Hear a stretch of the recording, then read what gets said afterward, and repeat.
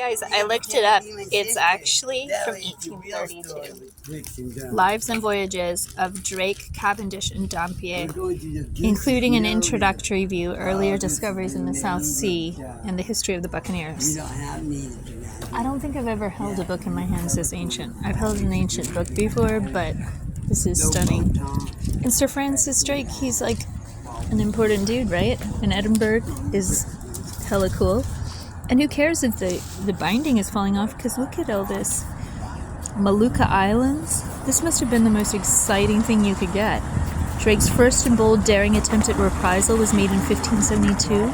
The squadron consisted of 2 vessels of small weight.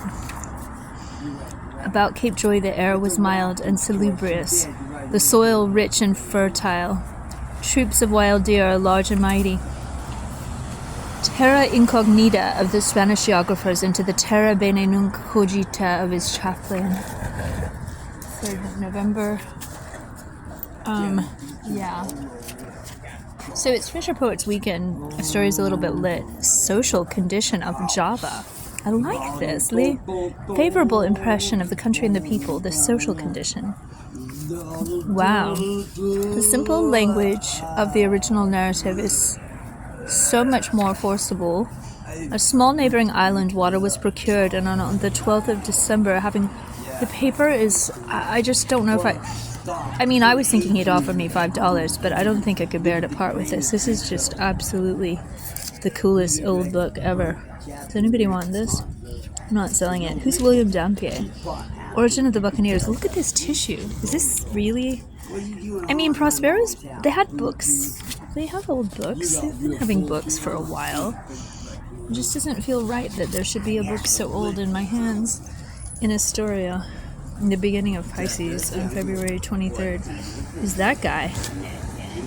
Policy of Queen Elizabeth. Let's hear it. Thomas Cavendish. The reign of Elizabeth is by nothing more honourably distinguished than the manliness and dignity which characterise the pursuits of her courtiers, and through their example those of the entire body of the English gentry. A period illustrious in the national annals owes much of its glory and felicity to this single cause.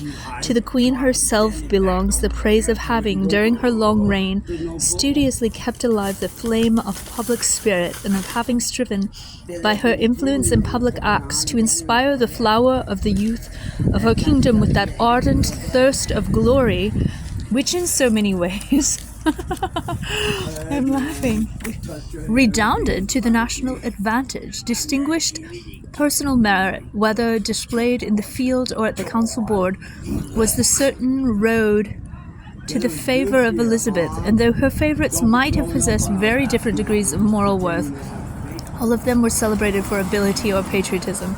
Nice long footnote. Scots, French, Dutch, a mirror to the remotest nations. The attention paid by Elizabeth to the rising marine and the commerce of her kingdom has been the subject of extravagant panegyric.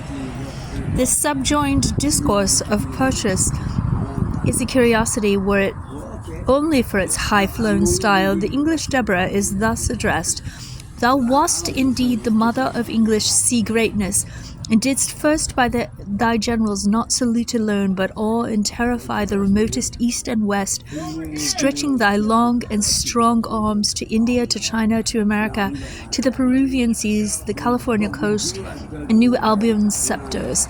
Thou madest the northern Muscovite admire thy greatness. Thou gavest name to the northwest straits and the... Oh, gosh. Dang. Colonialism. Celebrating exploration of Africa, we would not say such. Desire that's left alone.